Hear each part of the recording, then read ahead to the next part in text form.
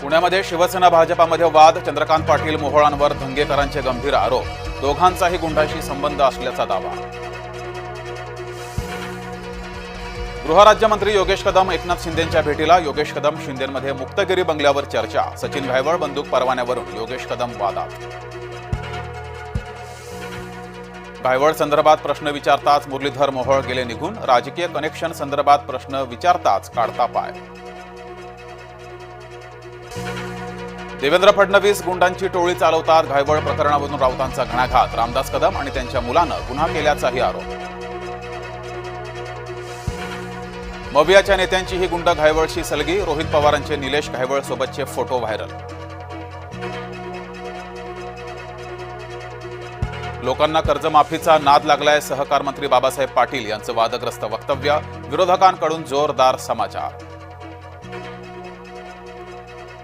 आरक्षणाच्या मुद्द्यावर ओबीसी समाजाचा एल्गार, नागपुरात सकल ओबीसी समाजाचा महामोर्चा. सरकारनं मराठ्यांना वेगळं आरक्षण द्यावं, मंत्री छगन भुजबळांची मागणी, वेगळ्या आरक्षणाला विरोध नसल्याचंही केलं स्पष्ट. विखे पाटलांनी जरांगेंची भेट घेतल्यानं ओबीसी नेत्यांचा संताप, विखेंचं राजकारण मतलबी आणि बिनबुडाचं, लक्ष्मण हाके यांचं वक्तव्य.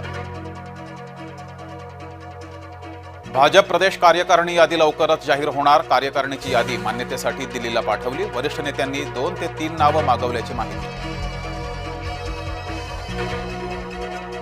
सगळ्यांना हणलं नाही तर जयंत पाटील नाव नाही, गोपीचंद पडळकरांच्या टीकेवर जयंत पाटलांचा पळतवार, वेळ येईल त्यावेळेस बघू म्हणत इशारा.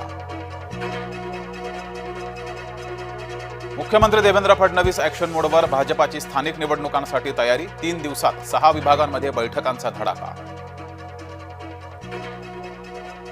महायुती नव्या आमदारांवर मेहरबान, पहिल्यांदाच निवडून आलेल्या आमदारांना निधी वाटप, महायुतीमध्ये निधी वाटपावरून ज्येष्ठ आमदारांमध्ये नाराजी, सूत्रांची माहिती. ठाण्यात मविया मनसेचा एकत्र मोर्चा महानगरपालिकेवर, 13 ऑक्टोबरला मोर्चा निघणार, मवियाच्या मोर्चाला मनसेच्या इंजिनचं बळ.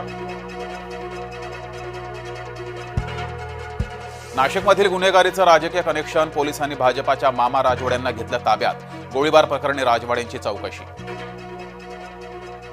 शेतकऱ्याला दमदाटी, शेतकऱ्यांना पवनचक्की कंपनीच्या कामाला केला होता विरोध, पोलिसांच्या आरेरावीचा व्हिडिओ व्हायरल.